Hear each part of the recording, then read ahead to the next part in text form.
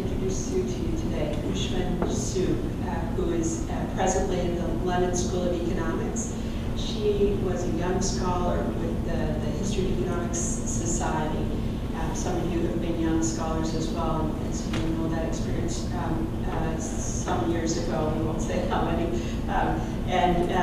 Then soon after that gave a presentation at the Summer Institute. I should say as well, just as a plug for the Summer Institute, that the paper she presented here while at George Mason was one that she then submitted to the Society for the Development of Austrian Economics, and it won the prize, Best Paper of the Year. So, you know, things come on themselves.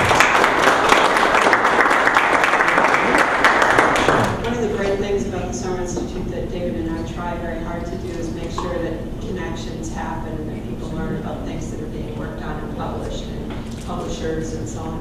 And I think Sue's a really good example of some of that. Today she's going to talk to us about a lesson from John Stuart Mill and John Neville Keynes regarding the division of economics. So we'll continue some of the themes that we started with earlier this morning.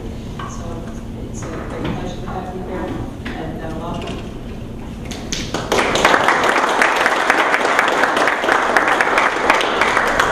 Thank you. First of all, I would like to thank St. Brian again for giving me this opportunity. He's a great preacher to present the work of the audience will have knowledge and interest in the field of history. The title of my presentation today is called The End of Positive-Normative Dichotomy of Economics, a lesson from John Stuart Mill and John Neville Keynes regarding the division of economics. Earlier, Sandra was mentioning is that she was looking forward to this John Neville Keynes. But I have to admit that because when I prepare my presentation, there will be a talk for me on Neville Keynes, so I actually try to minimize in my presentation. I hope my short, brief discussion on Neville Keynes will satisfy your curiosity about Neville Keynes. So let's start. This paper actually is part of my bigger project on the distinction between positive and normative distinction. I'm actually writing on trilogy on it. Part of one of my work is beyond positive and normative dichotomy. It's a paper which was accepted by Journal of Economic Methodology a couple of months ago. And the second part of my work, as Jill said earlier, I presented this paper, which was a joint paper with Professor David Colander, and I presented the work in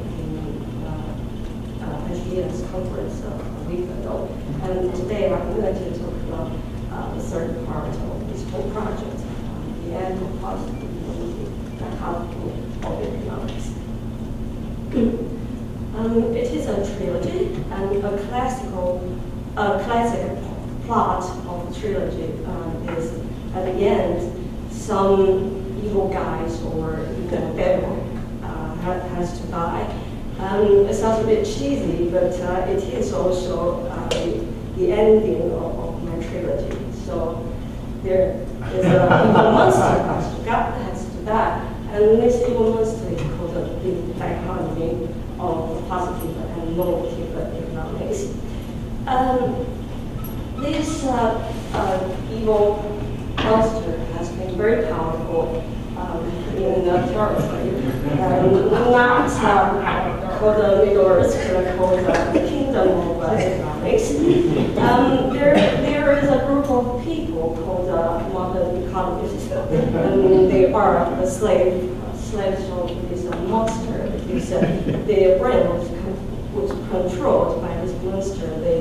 They were told that they have to work hard to positive economics. So this is a scenario of my trilogy. Given that the monster has to die, so someone has to kill it. But I'm not sure this is mission impossible or impossible. So I think it's quite risky task. So I will do it well. But I can't do it with bare hands, so I need a tool. Actually, I'm not the only person who wants to kill this monster. There are a group of people who want to kill a monster. And one of the most well-known philosophers is Huei-chun. And he needs a tool, and he uses Adam Smith's argument as a tool. But I'm not going to use Adam Smith as my tool because this tool is a bit not sharp enough, because I'm a little bit ancient for my task. I know there are a lot of Smith scholars here, so I have to emphasize I don't use it not because Smith is not good enough, but just because he lived a long time ago, and some issues that he hadn't thought about it yet. But Huei is better only because he was later than Smith. So I'm going to use him as my weapon and also naval lines.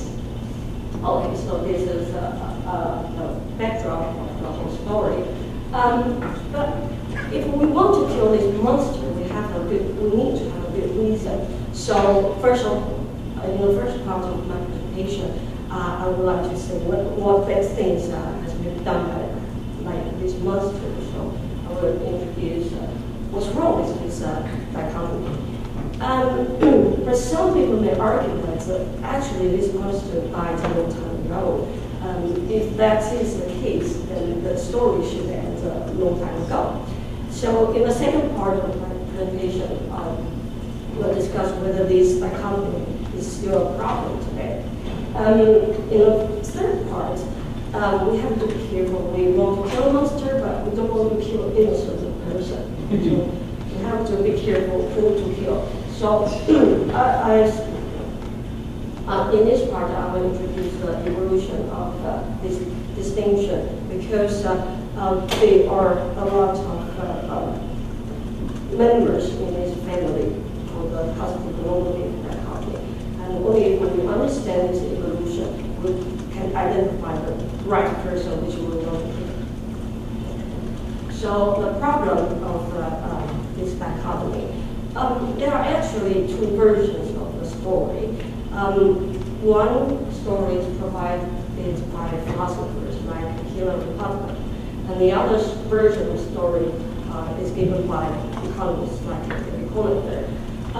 These two versions of story are not necessarily incompatible, but because they have different backgrounds, so they have different focuses. It is understandable. For example, if you know there is a monster killing people, if you heard about the monster kill one person which you don't know, your reaction probably will not be as strong as you heard the monster kills your friends or family. So it is a similar case. So for Hillary Clinton, he thinks this monster basically push the economists to work only on economics as science, ignore ethics. But for David Collins, he doesn't focus so much on the legs of economic ethics. Instead, he thinks that this causes problem of studying economics with many issues of methodology. So, Putnam, for those who may not be familiar with him, he is a philosopher of mathematics, logic, and language. But since 1980s, he started to become a critic of modern economics. So he wrote a lot of this is just some of his work which criticize modern economics. And the foundation of his argument is the concept called the entanglement of fact and value. What does he mean by this?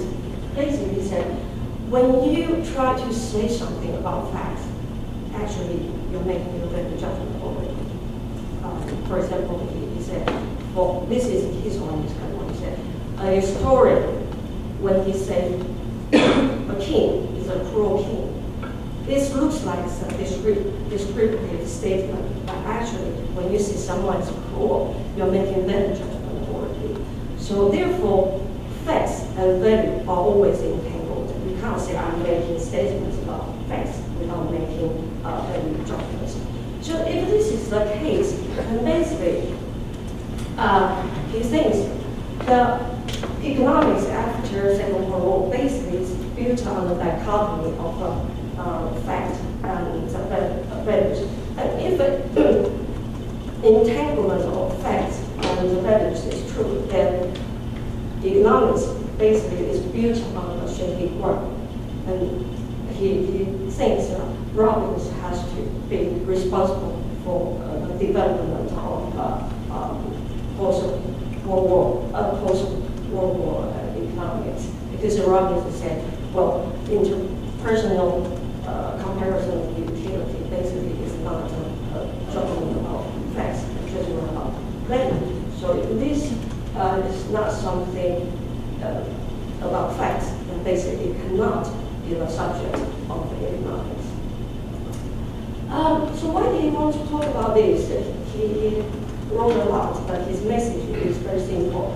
He wants to say, only if we recognize the entanglement, we can accept ethics to be the legitimate part of economic studies, and then we can enrich economic studies. So he used a lot of Amartya Sen's capability approach to demonstrate his argument. As to David Conan, he has similar view about the constraint imposed by this dichotomy. He thinks economists thought they are scientists, and therefore they try to make any value judgments. This makes their professional role very limited. And the most important issue is this push economists to use methodology suitable for positive economics. And in fact, a lot of the economic issues are about policy analysis. And once you want to talk about policy, you have to make value judgments. Because economists are trying to avoid value judgments, so basically they are using wrong methodology to study policy analysis. So we call this as artphobia. When you talk about value judgments, you're doing art instead of science. So this problem caused by this dichotomy. Because there's still a problem. I think for most, at least those who are older than I am, when you did your principle of economics, the first chapter will tell you that there's such a distinction between positive and normative dichotomy. Positive economics and normative economics, and economics' duty is to study mainly positive economics. But today, in today's introductory textbooks, I think this kind of dichotomy is not fashionable anymore. However, the influence of this dichotomy remains. And here I'm going to use a recent debate to demonstrate economists are still constrained by this dichotomy when they do their arguments. This is a debate occurred between Tottenham, Welsh, and Dasgupta. The debate formally emerged in 2007 in the Journal of Economics and Philosophy. Before this, Dasgupta wrote an article, and this debate basically follows this article. And as we said earlier, Tottenham basically argued the existence of entanglement of fact and value. To a large extent, Dasgupta's previous work is a constructive demonstration of Positive idea of its entanglement. So, for example, in this book, he demonstrated why economists not only can, but also should incorporate ethical concepts in their study. So let's put on several occasions, Positive and Welsh gave a high praise and think that this is an admirable book. In 2005, the school published this paper, and in this paper, the argued that Positive actually gave the public wrong impression, as if the economics is an ethical desert, but this is not true. And this argument is really a surprise to Positive and Welsh. They really use the word surprise in their article. I don't know whether they have this image coming out. Why did Positive say actually economics is not an ethical desert? His argument is like this. It's not because economists don't care about ethics. They don't discuss it. It's because the ethical foundations of the subject were constructed over 5 decades ago. By this, he meant Bergson and Samuelson's discussion on social welfare function. And he said that this basically is a central question of origin. So this comes to debate. Basically, in this interchange, two issues are focused. One is what is actually Bergson and Samuelson really did. The other one is about whether the group that really understand the entanglement. So, Positive, in reply to the Gupta's paper, he said, Samuelson would have been horrified at the suggestion that economics was built on broad ethical foundation. It was for showing how to avoid exactly this that he so admired Bergson's work. So, Positive and Welsh cites Samuelson's own words. Ethical value judgments have no place in scientific analysis to demonstrate this. They had no intention to build ethical foundations. But in reply, as we say, I don't hear what he said. Anyway, what he concerned is not what Samuelson really wanted to do, but how he made a contribution to the later development. So he said, given that pretty much work in public, financial, or welfare economics basically based on this Samuelson Bergson framework, so there is a very solid ethical foundation. As to the second point, the entanglement of facts and value, Positive complaints. It's clear. As Gupta's paper as a whole, it does not understand the issue of entanglement of fact and value at all. But in reply, as Gupta insists, of course I understand what you say. Nothing that I wrote in my article is at variance with what Positive and Welsh write in their section on entanglement. So, because I didn't say economics is value free. If I'm saying economics is value free, I understand why you say entanglement of facts and value. But given that I'm not saying economics is value free, on the other hand, he believes that economics is value related, and most economists, at least for developing economists, their study actually starts from ethical concern. They want to improve people's life. Given that economics is value related, why do you tell me all this about the entanglement? So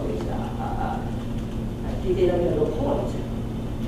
So my assessment, this debate are actually unresolved clearly because there is even no basis of communication.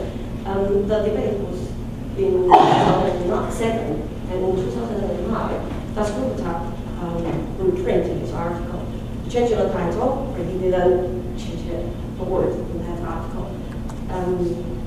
Positive and Welsh also published their paper, even without changing the title, in their book, which was recently published. So you can see basically they are talking past each other and no communication.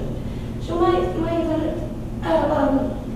before I continue my assessment, I would like to give a couple of words why I think this debate is important.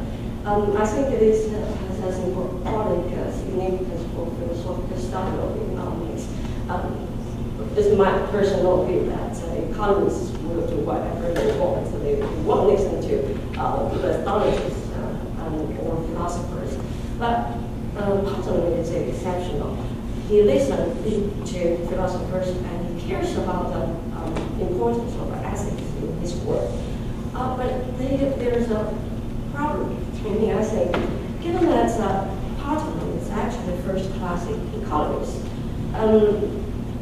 Positive is that's good as first-class economist. Positive is a first-class philosopher. There's a problem. If these first-class people cannot communicate to each other, what is the hope for economists to communicate with philosophers? So that's why I think this debate has symbolic significance, and that's why I try to build a basis for communication. Another important of this debate is Positive and Dichotomy actually providing the different definitions for economics. So if the problem faced by economics is different, then they have to use different solutions. And for Positive, it basically follow Amartya Sen. They think the problem of modern economics is they are divorced from ethics. But what Dichotomy has earlier shown, he thinks economists actually share ethical values. The problem is they have different reading of facts. So one focuses on incorporating ethics. The other one said ethics is not a problem here. My personal evaluation of this debate is on point with what Samuelson and Bergson actually did. I think Positive made a stronger case. But on the second point about entanglement, indeed, Positive shows some confusion in his trying to respond to Positive. But it's unfair to say he did not understand the meaning of the entanglement at all. So my argument here is, in their debate, the key issue is not whether economics is value-free or not, and ethics is not key point here. In the past 3 days, we have heard a lot from talk from Chris talk that's equity until yesterday, social justice. I suppose some of you will have the same feeling, surprise. I'm here talking about ethics is not a problem here. So I would like to clarify my point. I just said ethics is not a key point in this debate. I'm not saying economics has no problem because they do care about ethics. So the evidence is, if you know my past work, I actually emphasize very much the concept of justice and liberty. And I did not abandon my dissertation. This book, my dissertation is going to be published as a book, so I still hold the dissertation. I'm shy Taiwanese like Canadians. We don't push our book, like American or French. But I would like to use this chance to tell you, if you really cannot accept the claim about ethics is not a problem here, maybe my book is something you would like to know more. But if you really think I make my point in this presentation, maybe you want to read my book as well. But I want to emphasize again, I'm not advertising the books to ask you to buy the book. But if you really want, you can tell your libraries. So you brought some copies, right? Who's the publisher? Routledge. Should be out early next year. As well. All right. So my argument here is that Dichotomy has message hasn't been heard by Positive.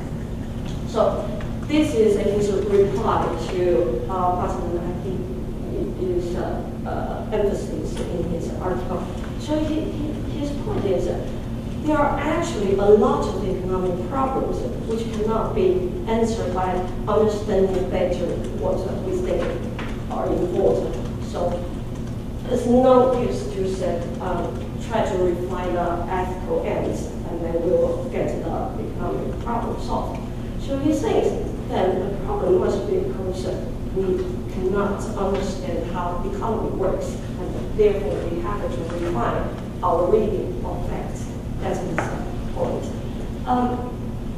I use a more concrete example to demonstrate why Tottenham and Dasgupta disagree. So this is an important question for development economists like Dasgupta. You try to answer what is the most effective means of eliminating poverty. So here, for him, it is very clear the end of our study is to eliminate poverty. Basically, developing economies have this consensus we want to eliminate poverty, and this is a desirable end. So he said that real this agreement is on what is the most effective means, but this is not pure facts. This involves judgment. Okay. For Dasgupta, his reason basically is constrained by this dichotomy. For him, given that this question is not about ethics or values, then given we only have two options, then it must belong to this side. But Tottenham said, once you do this, basically you fall back into this dichotomy between facts and value. So he said, these dichotomies are all false one. Facts and value are entangled. There is no dichotomy. And all other dichotomy between economics and ethics, or dichotomy between positive economics and normative economics, or dichotomy between positive and normative, they are all false, and therefore they should, all of them should be eliminated. So his approach is, okay, there is no such dichotomy, and that's blend them all together. Economic is a moral science. So he went back to the classical tradition to Schmitz. But this doesn't help Dasgupta to solve this problem. Yeah, I know that ethics is important. You still cannot tell me how to refine a reading of facts.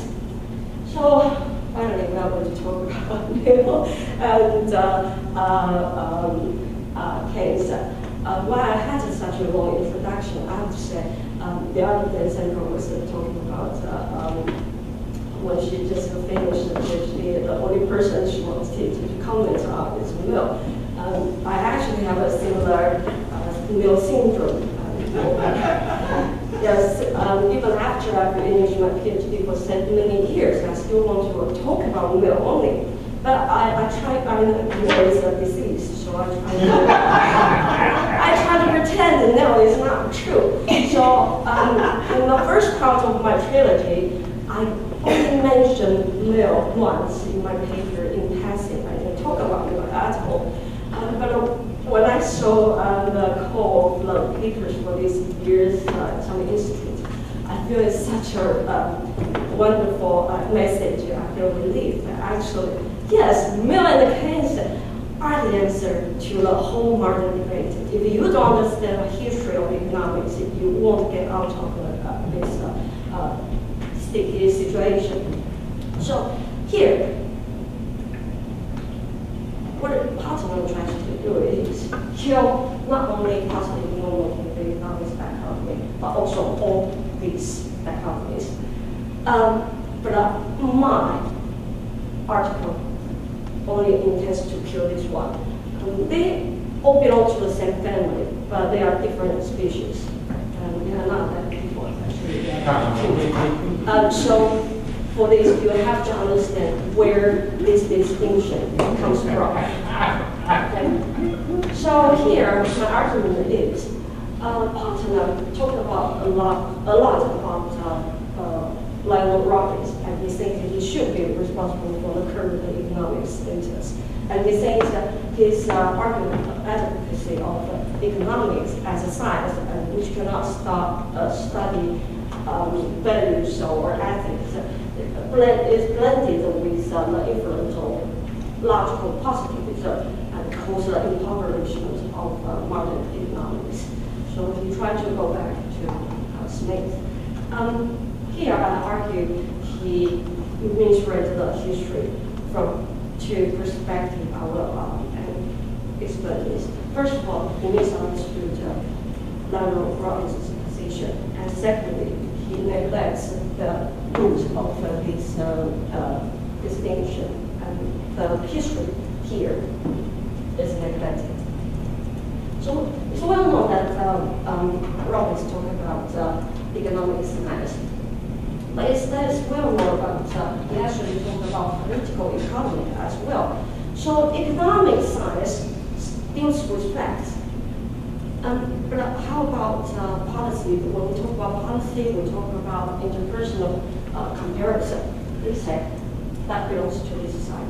So he tried to focus on scientific studies and focus on methodology in this field. So if we say the whole circle stands for economic studies, then economics or economic science is just a part of it. And because Robbins always used economics to stand for this very narrow branch of economics. This is a cause of confusion because he has a broader concept of economic studies. And political economy is also part of these economic studies. And the relation between these two is economics is the science which studies human behavior as a relationship between given ends and their means which have alternative ends. As to the political economy, it applies the technical parameters of analytical economics to examination of schemes for realization of ends for formulation as outside economics. So ideally, this part deals with policies, but the answers for what is a good policy has to rely on the scientific analysis. So he didn't really say we should not talk about ethics at all. It's just that part doesn't belong to science. So because Positive didn't realize this branch, so basically this pure scientific economic science become a evil devil.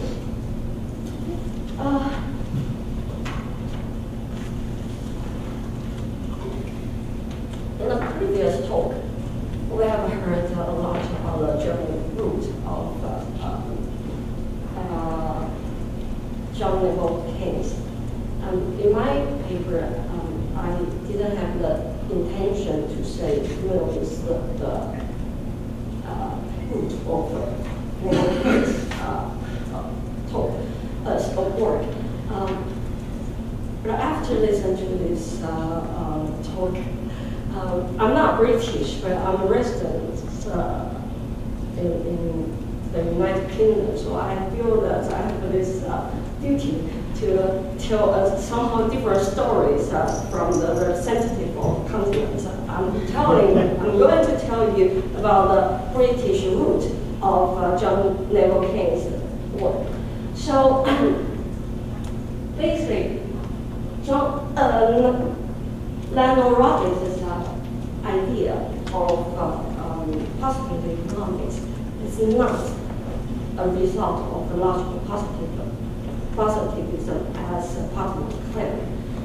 If we say the value-free economics is a product of logical positivism, positive economics is not. It emerged far earlier than far earlier than Lionel Robbins, and we have to trace back to Mill, and this has influence on John Neville Keynes. The real devil, not devil, I mean, I don't mean this great economist is devil. I mean, the product of his theory may be misused and became a label. So there are differences. Today I'm not going to talk about it, but I try to make the root of this or distinction clear. So we start from Mill. Plato was not clear in his writing about the link between Larry Robbins and Mill on this distinction. But for most historians of economics, this is quite common sense, and they believe that the distinction between positive and normative economics can trace back at least to Senior and Jepson Mill. So this is a kind of common sense about Mill's distinction, and this is another point. Here, I try to argue that it is fine to make this link, but they are not same species, although they might. You can classify them as the same family, but they are not same species. So in the following few slides, I try to explain the difference between Mill's distinction between science and art and the Martin distinction. So yeah, you can say it is correct. It's the birth of modern dichotomy of positive and normative economics. But his distinction between political economy and ethics is actually closer to John Daniel Keynes' tripartite division. Why? Mill made a distinction between art and science. The distinction can be observed from two dimensions. First, the form of expression. So science differs from art as the indicated rule in grammar differs from the imperative. The language of science is or this does or does not happen. The language of art is do this or that. So you can observe the difference from language, or you can observe the difference from the content. So science is a collection of truth. Art is a body of rules. But here, for example, this is a collection of facts. This is a collection of values or ethical values. We can use his own example to demonstrate art is not necessarily ethics. So he says, the science of mechanics, a branch of natural philosophy, lays down the laws of motion and the practice of what are called mechanical powers. As to the art of practical mechanics teaches how we may avail ourselves of those laws and practice to increase our command over external nature. So nothing to do with ethics at all. Mill's system of knowledge is actually far more complicated than usually believed. For him, science and art are like two pillars in his system of knowledge. And we have to observe the relationship between science and art from two dimensions. One is horizontal, the other one is vertical. Between the horizontal relationship, there's a corresponding relationship. For example, this side, political economy belongs to science, and art of government, what government should belong to this side. Politics belongs to this side as well. And there is a hierarchical relationship between different sides as well. For example, for Mill, psychology is the most fundamental science, and political economy has to base on this psychology. And on this side, there is also a hierarchical relation as well. So basically, ends for different sides usually do not clash with each other. So for example, for economics, you can pursue efficiency or lower inflation, or you can try to pursue their distribution. They don't clash with each other when you examine them separately. But when you talk about policies, all these ends come together. We need to pick a priority, which one is more important. And in that case, we need part of life to tell us how to do it. And ethics is at this topic's position. So for me, political economy can never provide the solution to policy. It has to work together with psychology, politics, and all other branches of social science in order to provide enough information for ethics to tell us, okay, so what is important, what is achievable. So why, if we have to work together, why don't we just bring everything together as a branch called sociology or something else? Mills thought about this question as well. He made a comparison between society and the human body. He says, society is like a human body. Different phenomena in a society actually are independent with each other. However, when we study a body, if you have a stomach ache, you don't go to see a dentist. Although, well, probably because your teeth are not healthy, cause a problem of your stomach. But you won't go to see a dentist for your stomach problem. It is similar. If you want to understand a single phenomenon well, you need to study specifically. So we have to study pathology or physiology before we study medicine. And this is also the case in political economy. So he identified there are some phenomena which are immediately caused by the desire of pursuing wealth. And so he carved out this part of a phenomena to formulate political economy. So this phenomena including accumulated wealth and production and institutional property, employing money, credit, this kind of institution. So all these phenomena are the subject matters of political economy. But it is artificial way to separate political economy from other branches of social phenomena. Therefore, they will probably the conclusions of political economy consequently are only true in the abstract. That is, they are only true under certain situations. So why do you want to carve out this political economy out? Because in these things, only if we do so, we can identify the relationship between causes and effects. And we can use a proper methodology to study the relationship between causes and effects. In theory, we do this. But when we try to explain the real world, there are other elements which cannot be explained by this model, which are very limited. So he says the conclusion are only true in abstract.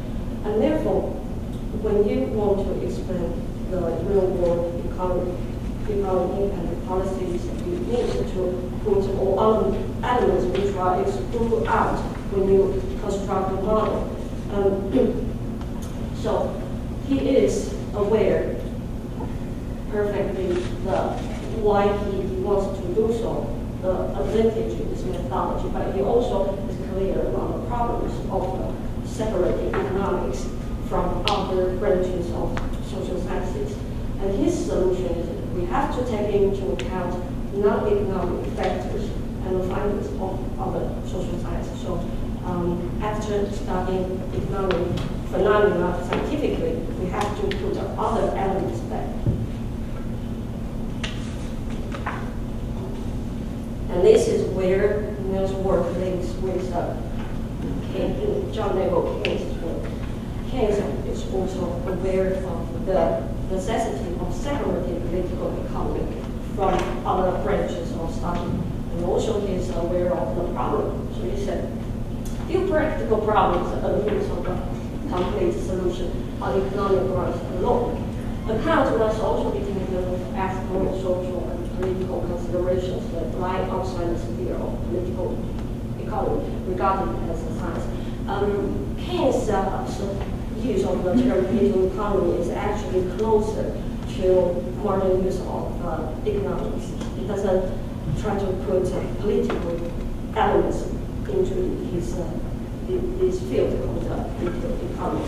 The reason he sticks to political economy is he thinks at his time, most people use political economy to refer to the narrow branch of economics. So that's why he uses this term. But actually, he means economics in our sense. Here, another keyword in the last two days is the visiting economists. I try to link this with this keyword. So, why foreign visiting economists often fail to provide good advice? If you ask Keynes, he will tell you, because they are very good on the technical side. They are good at economics as a science. I just thought, which Keynes is this? Is this John Neville? Yes, John Neville. But visiting scholars, unless they live there or they observe a society for very, very long time, they couldn't understand this part. So they can tell you a lot about techniques, technical problems. But in order to solve a real world problem, you need all this. And this is not something you can do by just plunging into a society which you are not familiar. So it comes John Keynes, it's a tripartite division, and we heard earlier, so I try to minimize this part. So you can see, basically, Keynes divides the knowledge into three branches. The first one is positive science, which is a body of systematized knowledge concerning what is. And the second part is normative science, a body of systematized knowledge relating to criteria of what can be or ideas. And the third part is art, a system of rules for the attainment of a given end. And this is division of knowledge, and economics is part of the knowledge, so it can be divided into these three parts as well. So this you heard earlier. But why I say this tripartite division is actually closer to Mill. Earlier we have heard the story that Jordan Bush in his writing, but this leaves a puzzle that why in his Harvard economic dictionary, the entries for John Keynes is nothing to do with history, but mostly is so, a priori or analytical. That is because my personal interpretation is, he tried to carve this part out in order to study inequalities. This is the same intention as what Mill tries to do, because at their time, deduction is not that popular solution method for economics yet, and he thinks it is very important that even we can separate it, we can understand the facts better, and that is his intention. So if we bring in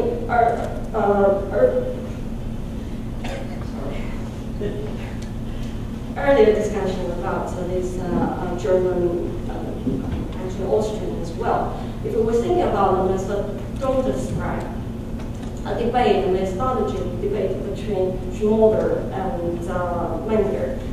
What Keynes tries to do, in my own view, is closer to Menger, because the key debate between this methodology debate is a key point in this debate is whether there is an uniformity or regularity existing in economic phenomena. For German historical school, the answer is no. They try to use induction. New German historical school. I'm not talking about the old German school. The new German historical school basically deny the existence of the irregularities. So they try to study economics from observing economic phenomena. So each country has its own individual case, and you cannot generalize it. So they don't believe that you can identify the regularities. So for Schmoller, basically, economics study is economic history. If you want to study economics, you have to do economic history. So that's their historical approach. But for Menger, he thinks it is possible to generalize the relationship between cause and effects behind economic phenomena. So on this point, Jonathan Keynes is actually, it might be closer to Menger's approach, and it cannot be explained by historical approach. And also about Wagner, is a slightly different focus. He criticized Wagner because Wagner talked about basically when you study economics, you cannot separate economics from ethics. But this is something he tries to argue against. He thinks, yes, we can study economic phenomena without thinking about ethical judgment. But he said, sure, our behavior will be influenced by ethics, but it doesn't mean that when we study economic phenomena, we have to entangle ethical judgment all the time as his approach. And at his time, we have to understand for him, the situation is completely, the problem for economics is very different from today. And for him, he thinks it is universally agreed that in economics, positive investigation of facts is not an end in itself. But this is actually quite opposite to many modern economists believe. They think that's the end. I only provide facts. I'm not going to talk about ethics beyond my work. So what is a normative economics? What is the monster I try to kill? Just to remind you again that in modern dichotomy, the normative economics, they just try to investigate something related to ethics. So all the discussions are related to value judgment, but they stand outside and say, I'm not going to make value judgments. And because of this fear of making value judgments, actually normative economics in today's sense is very different from the normative economics for Keynes, because for Keynes, normative economics has to decide what is the goal which are desirable, which we consider worth pursuing. And in modern dichotomy, they don't do this, so they should die. So the conclusion is that this dichotomy should avoid. But as I demonstrated earlier, Mill trying to talk about the difference between art and science actually is indeed help us to identify the difference between the different nature of the question under discussion. So what you got is just the dichotomy of this positive and normative economics. And the distinction between positive and normative is not a dichotomy, and it should not.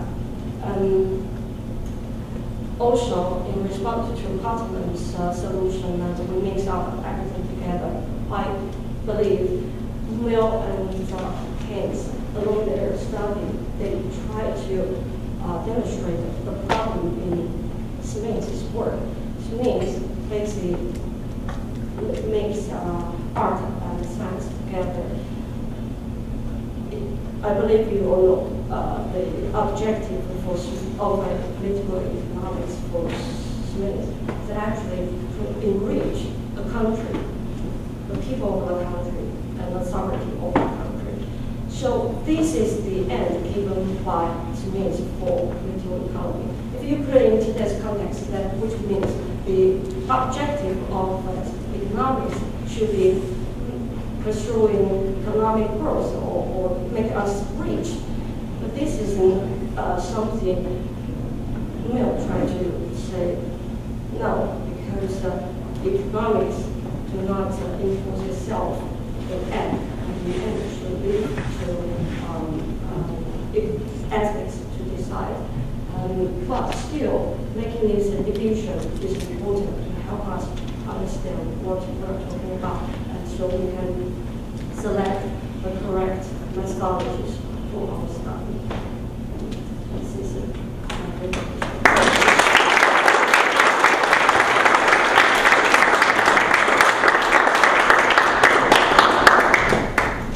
Comments, questions?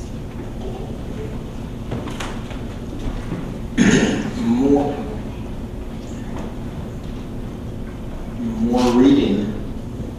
It's going to be very busy the next couple of weeks in the Library of Congress. This is wonderful, just wonderful.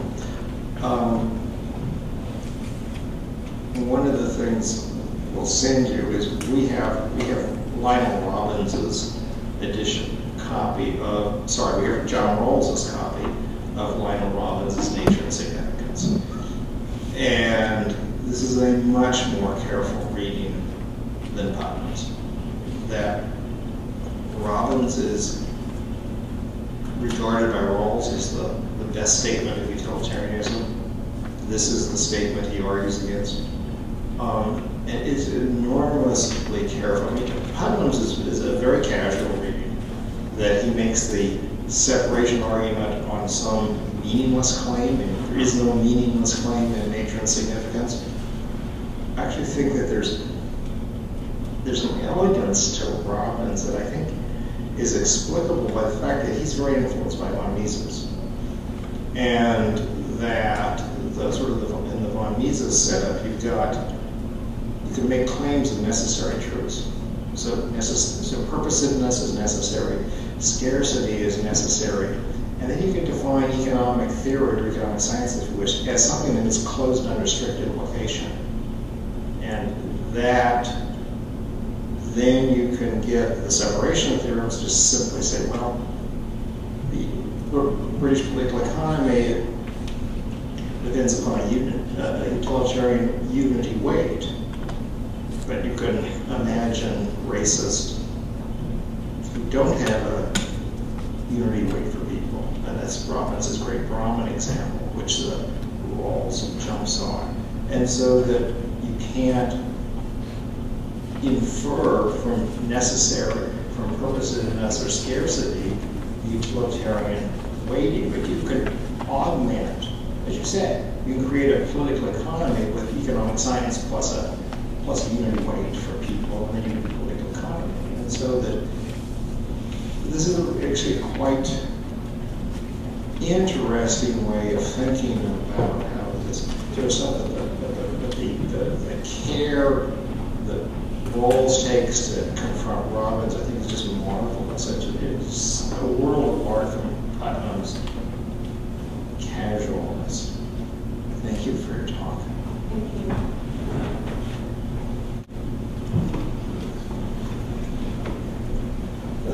Michael Ambrosi again.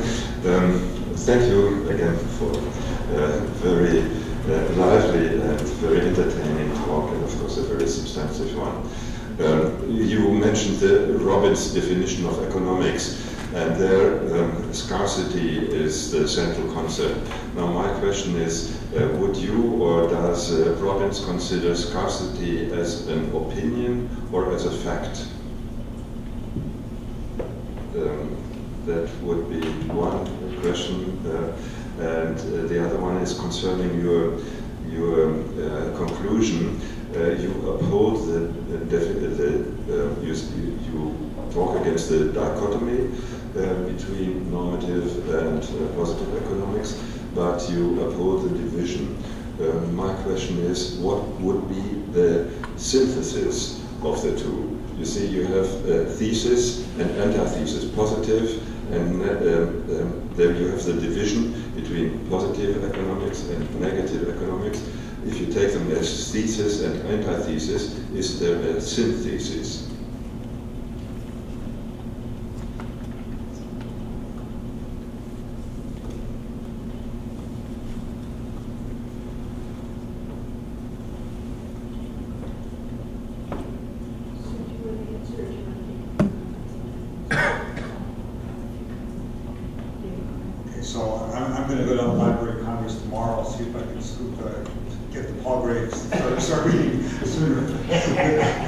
Thank you both, because this has really sparked my interest in John Neville Keynes. So I think one general point I want to do, what strikes me is that this the issue of fact entangled with value is to me it seems much more general just within economics, and there's a broader philosophical set of issues that probably should be brought to the fore, what those arguments are. And then there's a separate set of issues in a way of how do you locate economics relative to other types of knowledge, types of endeavor, and then how do you make distinctions within the fields of economics. But on the first point, I mean, I think it's a sort of a very general philosophical point that's been made certainly over the 20th century, if not earlier, and it's basically people challenging the subject-object distinction is what it comes down to. And it's in Heidegger, it's in the pragmatists, and so on. And the same issue applies to physics and chemistry as well as to economics. That there's this whole issue of fact being entangled with value. But I think the argument should be brought out about what the entanglement is. And I don't know if there's a good. I think it's a real problem myself. It is an issue with the entanglement. What the rejoinders would be. One particular person to bring in with this, the file that we've been mentioning in this. And I also wanted to mention. I think it actually goes back to the comment I was making on Laurie's paper about the issue of cognitive and emotional. It's really the same underlying issue about why it's hard to distinguish cognitive and emotional. It goes back to the fact-value problem. One person who should be brought in this, I think, is Frank Knight, because I thought, ethics of competition and so on, and David will know, I guess. I'm not sure how he fits in with all this debate with Robbins and so on, but he would be. Certainly, in my reading this, it would be interesting to see how he follows through with all this. I think the final point I want to note is why does all this matter? It's probably been done somewhat, but I think there's a history to be told of the different distinctions that have been made throughout the history of economics between the fields. You already have some of this, and it goes into the 20th century. I mean, Schumpeter has his own tripartite division, which is somewhat separate than the others in statistics, theory, and history. So there's a whole history of differing divisions of the field which should be brought up. But the reason it matters is if we ask what should the graduate curriculum look like today, there are these issues that they keep coming up. What are the fundamental fields? And of course, historians of economics and economic historians are unhappy about being included as sort of not being fundamental or required. And I think economists right now have their priors as to what the kind of fundamentals are, but it raises the issue of how can you justify those fundamentals. Presumably micro theory and econometrics would be, maybe some mathematics in there would be, but that's why this really, I think, is very important. And tracing out the history of how these distinctions have evolved, and that they are, to my mind, at least historically given, they're not something that's sort of universal. It's important to trace out.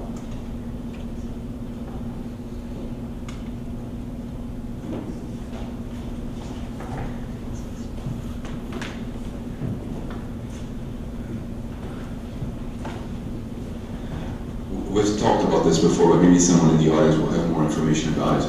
Huei uses a very similar tripartite distinction between science, art, and ethics. And I think it's closely connected with his original intention to write two major treatises on pure economics, applied economics, and social economics. So I don't know where he got this from. It's something that was around in the late 19th century, and I don't know if this is present from the first edition or if it was added later. But I think this maybe could be a relevant link in this story that you're trying to tell. What was the name? Who's again? Huei. Leon Huei. The French one. Paul Yeah.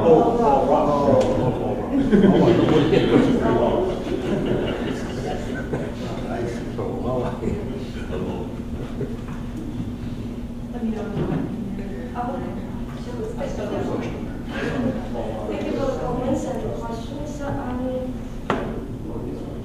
First of all, thank you for telling me this rules of reading progress. I didn't realize this also important work I should do. But indeed, partner with you great when you explain his understanding of Robin's basically, I look at his quote, either from Sen or somewhere else. So I suspect he didn't really read the Robbins. So that's the primary root of confusion. As to Michael's question, I thought that I would know never Keynes, but the question is the center on Robbins. I have to say whether the scarcity is a penal factor. I never thought about this. I think it is requires more careful reading how he treated it. But for partner, he probably would say, well, either you say it's a penal or facts. It is entangled in this value. So why don't you say there's a scarcity of resources? I'm making the judgment for it. So it doesn't matter anyway, they are entangled. And as you talk about the thesis and antithesis, I didn't quite get which one you treat as a thesis, which one is anti-one? Well, you can take either one as being opposed to each other, and then the question is there a way of looking at this that you look at it as belonging together? And I think that is really what Neville Keynes thought, that these are separate aspects of economics as it appears in real life and academia. But you cannot really separate them. But what is the realm in which they all come together?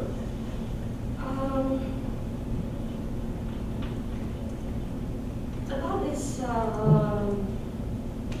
division, John Neville Keynes' division, actually he was quite cautious. He only said it's very clear it is possible to have a separate body of knowledge called positive economics. But the other two parts he was very cautious. He said whether we can really call a branch of a study called ethics of economics or art of economics, he has done.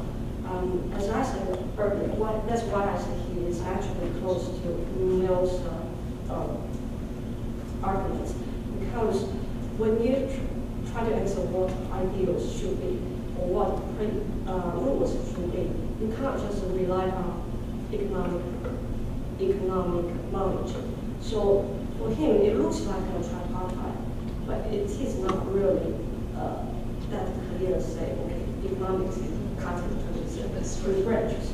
So when his theory is that tripartite division evolved from those division between economics, ethics, and others, there is a bit of a twist already. So I want to say it is really a thesis and anti-thesis, because the relationship is more complicated.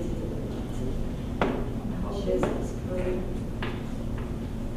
I'm sorry, you want to keep going? Go ahead. Yeah. And then Collins, indeed, for partner, he deals with this entanglement from broader background.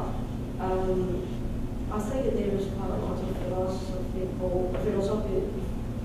philosophy literature has worked on this field. That's good to come back. I should put in to give a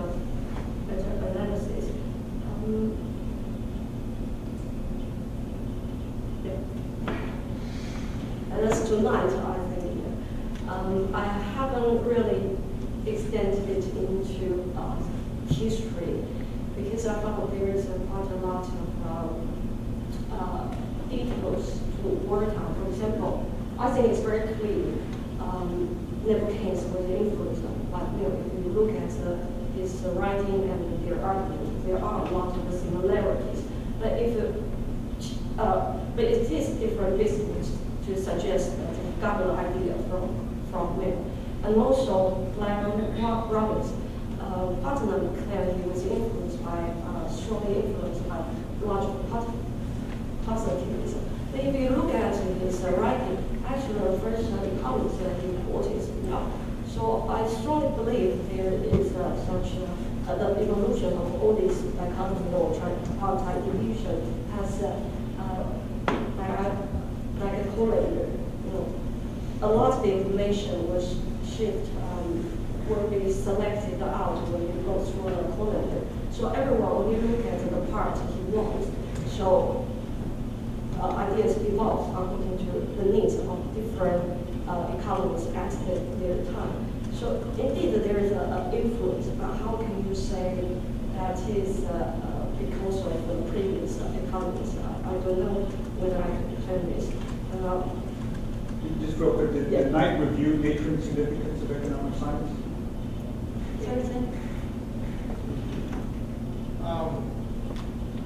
But I think it's indeed a good point. That's something I try to do about the history, and probably I need more help and advice from the historians here, helping to do this job. Sure. Knight worked with interpersonal comparisons.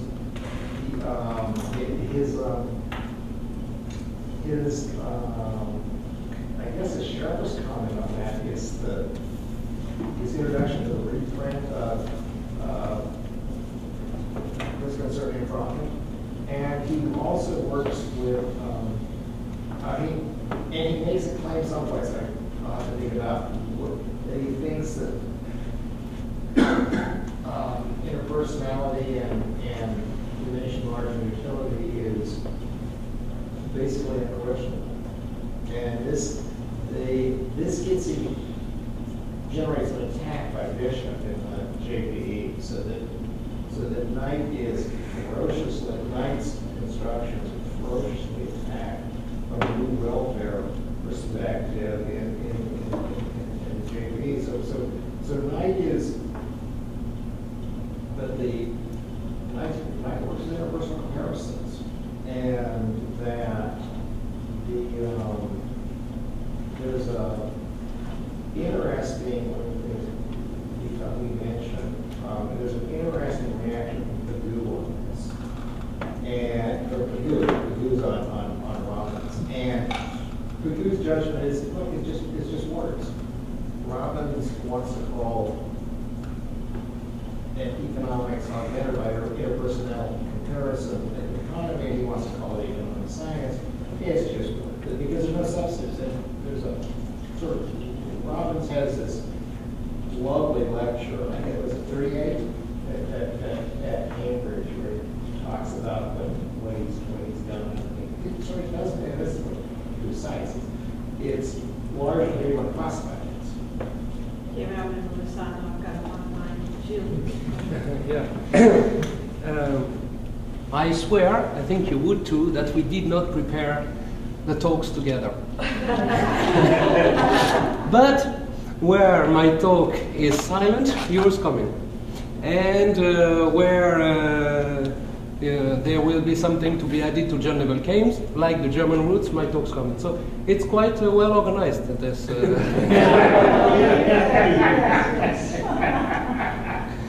unintended consequences of a few points, general comments more than questions. I think that a large part of the confused and confusing debates like Putnam-Walsh and Das-Gupta, why don't they find themselves at, I mean, they look each for the other and they cannot get on the same soil. So a large part of that comes from the fact that I want to deal with both the ontological issues and the methodological issues together. And what's entangled at one level may be disentangled at the other. And this is, this is a point which is of importance when we go back to those authors before, like Keynes, the father always, because at that time, that was the first thing that I had in mind in some way. It's not by coincidence that Menger builds, even if he doesn't use the terms, methodological individualism. In the manuscript endnotes, you have positions about ontology, but in the published works, never. Because he has in mind that what he wants to reform is the science of economics, etc. It's the methodological level, what the observers, the economists, can deal with. Although he has philosophical stands, positions, he doesn't work on them in the published papers, voluntarily. So maybe our present day puzzles comes from not doing that enough, or mixing of the things. And those people didn't mix them. So that's why they are useful to us, a Frenchman and a Taiwanese working on those things from Britain at the end of the last century. Why does it all matter? That was the question. After all, I mean, that's old stories, especially by American standards, maybe. Look, in the scope and method of political economy, this is exactly what there is about statistics. It's not even about mathematics. It's only the last chapter. And as Roy Weintraub explained, the mathematization of the science, etc., and as Hayek already said in the 30s, now economics is just a kind of a sub-discipline, subsection of mathematics. So it has all come about mathematics, but at that time mathematics was exactly that in the book. So, and nowadays, and that was maybe, I didn't make it explicit, but that was my point about the crossroads. Nowadays, with computer simulation, more and more used in the economic labs, from what began at the end of the World War II with Monte Carlo procedures, well, we can do things with a different tool than the mathematical tool. We can get on the same social phenomenon results with computer simulations that are different from what you get with the mathematics that you put in a model. And that is a puzzle. It's not only philosophers and historians who are nice people who are interested in strange things forgotten from the past. It's today's guys in the labs who have trouble because they find some things with the computers that I cannot exactly fit with the maths. And the question is that the right tool? Well, when did the tool begin? At that moment. Are we at the end of a period where that tool is the only and major tool? When you write a story of a process like this mathematization of economics, when you can write the story of it, isn't it a hint that you arrive, well, at the dawn of it, at the end of the day of that thing? Not that it won't be there, but that it will be there just as one of the things that are embedded in that science. And therefore, there is a new crossroads. And at that moment, you know, people a little estranged, because they come from far, because they come from different discipline, look at the discipline and say, there is something happening that gets us back to the methodology. It's your question about Walras. Why, well, in Walras there is the three books and well, what you mentioned. It was not just a thing that was in the air at the time. It was a necessity, because they knew that classical political economy couldn't go on. And so everybody had to think it over. This is the moment where the marginal utility of studying methodology, philosophy, epistemology, of those things raises a lot. And maybe, my hypothesis, and maybe that's why, although it's not planned, and it's unintended, but it works well. Maybe that's the reason it works well. There is something that's happening right now that's a kind of crossroads too, where, well, let's say the neoclassical economics gets to a point where they have to rethink it all over. And then it comes back to that moment. So that would be my comment, and why we get along so well together. Thank you.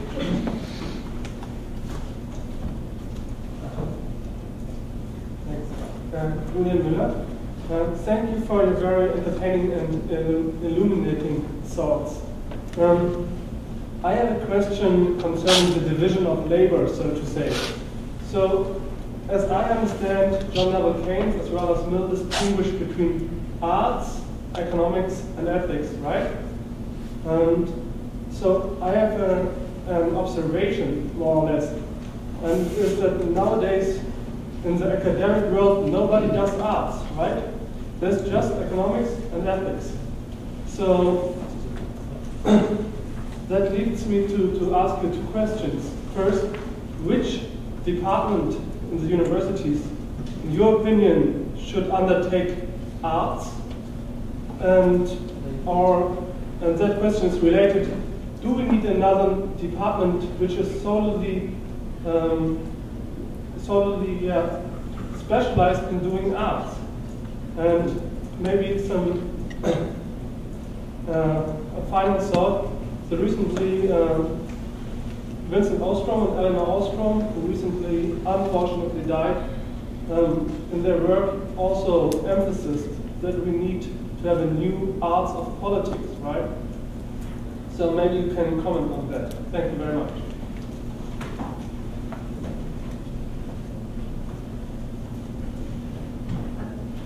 Thank you for the question. Indeed, it is a problem. Now, I try to kill this monster. I'm not sure the test is finished.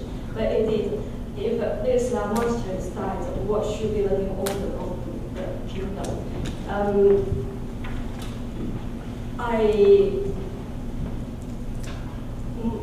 Personally, I think I am a philosopher. I'm not really a watcher of the economics. But on this question, I think that my provisional answer, the position would be analytic, David Collinger's position. He has been arguing for reintroducing part of economics back to economics education for around 20 years. According to him, if we talk about the proportion of the division between these three branches, he thinks what economists are doing, most economists are doing, actually goes to art. His proportion is 98%. Economists are actually doing art. The problem is just they are using methodology for positive economics for doing art. So when they talk about art, they don't think about distribution, they don't think about the justice, these kind of issues. And also, for dealing with art, it's not just about values, but also about earlier when we talk about if you want to make a judgment about what will happen as you implement a policy, is that you have to rely on facts, historical facts in the past, and also ask values. But there is a big proportion which is about what will happen, and this relies on your understanding about the interaction of all elements in a society. And this is very dynamic, and you can't really set rules or a methodology to say, well, you should do this and you should do that. So art, how to do the art relies very much on the knowledge of a specific region at the time. And that is something has been sacrificed in today's globalization of education. So people like me from Taiwan, students in Taiwan study American abstract models, but we lose the ability to analyze our own situation. So if most economists are actually doing art, then we don't really need a separate department to deal with the art of economics. Instead, that's what economists should do in the department of economics. What they need is just to change the method and of doing it and the understanding of their professional role. So I hope this answers your question. Hi, David at the University of Amsterdam. To judge from the amount of questions and comments you get, everybody, you're onto something that is touching everybody. And I think it was very important. I've always been struck by this distinction, and I never got my head around it. What's going on? I still don't get it. And I think you make an important contribution by starting to write the genealogy to see how this distinction has changed over time and has continuously shaped different forms. And I want to add another complication to that genealogy, and I want to catch up something you said in the beginning, is that, and I'll be talking about textbooks at the end of the afternoon, so people have to stick around. And I'm not American, so I'm not selling that. But I come from a long tradition of the golden age in the Netherlands where we do sell our work. But you said in the textbooks that you had the sense that this distinction is fading into the background. I'm not sure whether I agree with you, but perhaps there's a solution, is that I do think that the distinction is changing in how it's being used. And my sense is that it's nowadays predominantly used to demarcate economics from politics. And whereas you, and as for instance Putnam is doing, it's the economics and ethics. And so I do think there's a little change going on. And so I was wondering how when we bring in the separation from politics, the whole story kind of changes. So I was wondering what your ideas are about it. So the distinction is increasingly used to separate economics from politics, not so much ethics. It's also about values, different kinds of values and perceptions. So I was wondering how this plays out. There are 2 points. First of all, yes, indeed, I, at the very beginning of our presentation, I suggest that this distinction has faded to a background.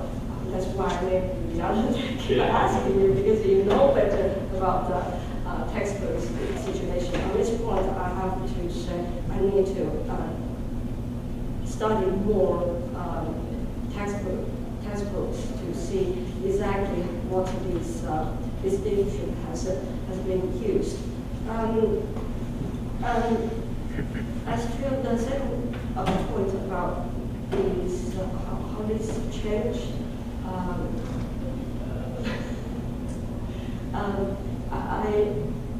hope I understand the question correctly. Economics, indeed, they try to avoid ethics and also politics.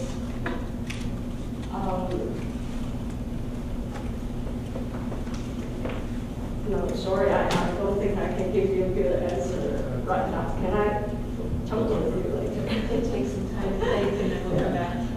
I'm going to let us have 2 extra minutes added on to our lunch, so let's draw this to a close, and thanks, Sue, for a really